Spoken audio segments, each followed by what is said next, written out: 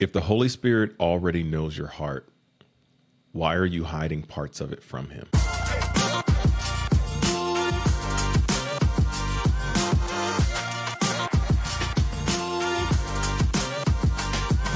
(2017, 2018), I do not remember. A group of us from my church, we went to a Heaven Come conference held by or hosted by Bethel Music. Everybody's there. Jen Johnson, Brian, Corey Asbury, everybody. Everybody's there. It's a good time. Carrie Job, all these people and preachers. It's a great time. Really great time. 2016, Jenny and I went out to LA and it legitimately changed our lives. Tons of prophecy, a lot of prophecy that we've seen come to pass already. A lot of things we are still looking forward to. But 2016 Heaven Come was legitimately life-changing. And in that, we were like, yo, let's take other people with us. So 2018, I believe it was, we went to Heaven Come, maybe 2019. Either way, we go to Heaven Come, and every morning you had to stand in line to go into the venue. They did not have assigned seating, so you just had to like get there and wait. But as we would wait to get into the auditorium, there were these people outside protesting. And I think that's crazy, but I was like, let me go see why they're protesting. So I go down there and I'm asking the guy, hey, what's the deal? And they just start talking so bad about Brian Johnson. Is that the pastor? Either way, pastor of Bethel Church, all this stuff. And I'm like, dang, that's crazy. All right, cool. And they're like, you guys shouldn't be in there. God told us to be here and protest. It's a snake pit, yada, yada, yada, all this stuff. And I was like, well, that's crazy that that's what God told you, because like 2016 changed my life. And I was like, it could change somebody else's life. Let's bring other people. And he's like, but how do you know that God told you that? And I'm like, I heard him in my heart. And this man said, well, the heart is deceitful above all things. It's desperately sick. Who can know it? You can't trust it. You can't trust it. And I was like, I don't trust my heart. I trust like his voice in my heart, Anyway, we went into the conference. We had a great time. Really great time.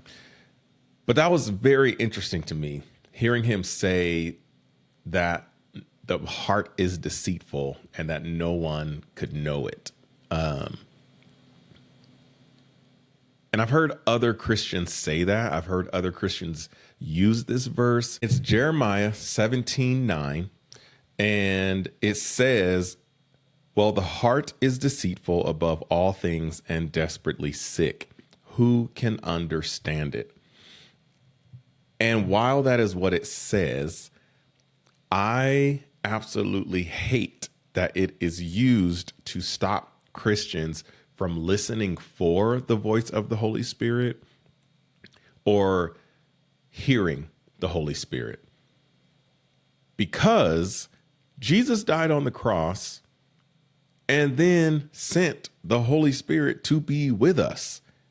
And he sent the Holy Spirit to show us ourselves and help us transform into holy people.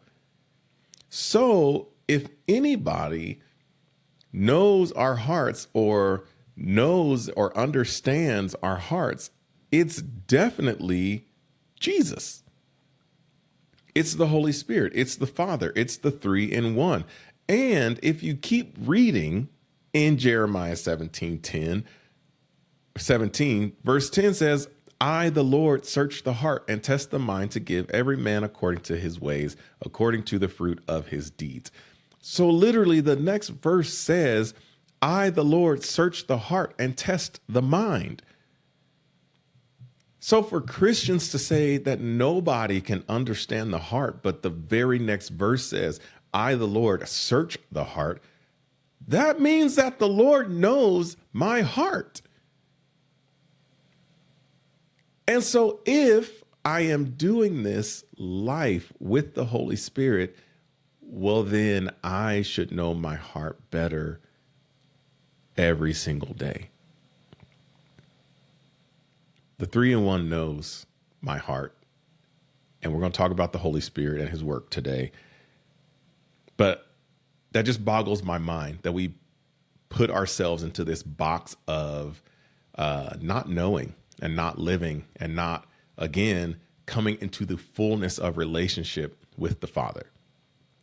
So if we want real, practical, lifelong transformation, we have to allow the Holy Spirit to guide us.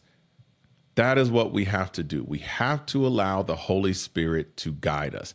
In John chapter 16, verse 13, Jesus says at the Last Supper, when the Spirit of truth comes, he will guide you into all truth, for he will not speak on his own authority, but whatever he hears, he will speak, and he will declare to you the things that are to come. For verse 14, he will glorify me, for he will take what is mine and declare it to you. All that the Father has is mine. Therefore, I said that he will take what is mine and declare it to you.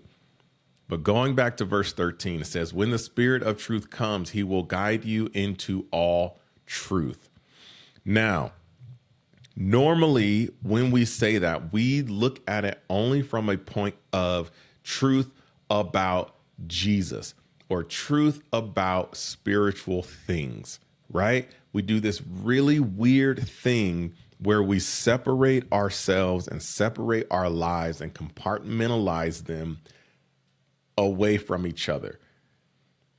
So the Spirit is going to lead me into all truth, except truth about myself. He's just going to give me truth about the Bible. He's just going to give me truth about spiritual things. He's just going to give me truth about how to understand and live. But it's so much more than that.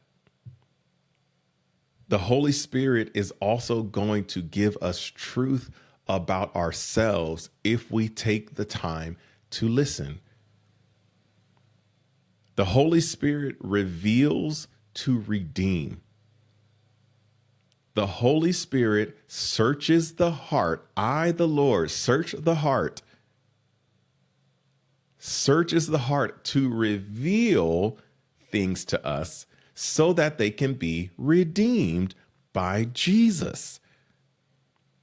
So last week, we just talked about that. Jesus came to redeem and to bring us back into relationship with the Father who loves us. I just heard a pastor say, because God is holy, he has to be just. Sin has to be paid for. Thankfully, Jesus did that and paid for it. The just part of sin has been handled. It has been taken care of. Now, because it has been taken care of, we get to live and enjoy this love. We get to just be in love with the Father. And because of Jesus redeeming us, paying the ultimate price, we get to step into this life that is so full.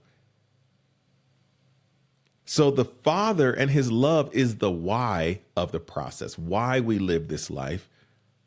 Jesus redeems our hearts and minds, the what.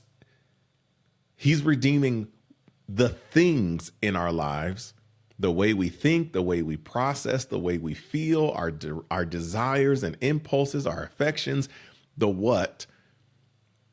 And the Holy Spirit is the how, the active part of sanctification. When we take this approach that the Holy Spirit, or that our hearts are so deceitful or so far gone that nobody can know it, we take ourselves outside of the scope and power of the Holy Spirit. But the truth of the matter is, we are never outside of his scope of power. We are never outside of his knowledge.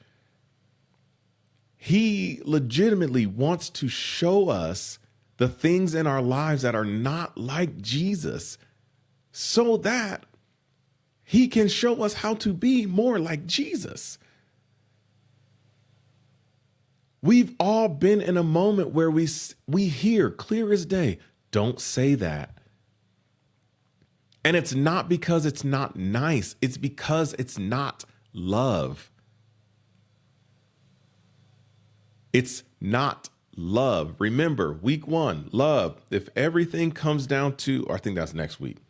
I think that's next week's notes. I'm getting ahead of myself. I'm getting excited. My bad. I'm over here talking about love. Yeesh. Yeah, that's next week. My bad. It's not love, though. So he doesn't say, don't say it because it's not nice, or don't do it because you shouldn't, is bad. No, he's saying we need to come from a place of love and operate from a place of love. That's where the Father operates from. That's where Jesus operates from. And if you believe, let me show you that thought, that process of thought is killing you. It is inviting this wages of sin, death, right into your life every single time. You feel stressed and tight and it's constricting because that is death coming to your life. And the Holy Spirit says, hey, Jesus came to redeem every single part of you. I want to show you where those parts actually are. We are not outside of his scope of power. We are not outside of his scope of knowledge.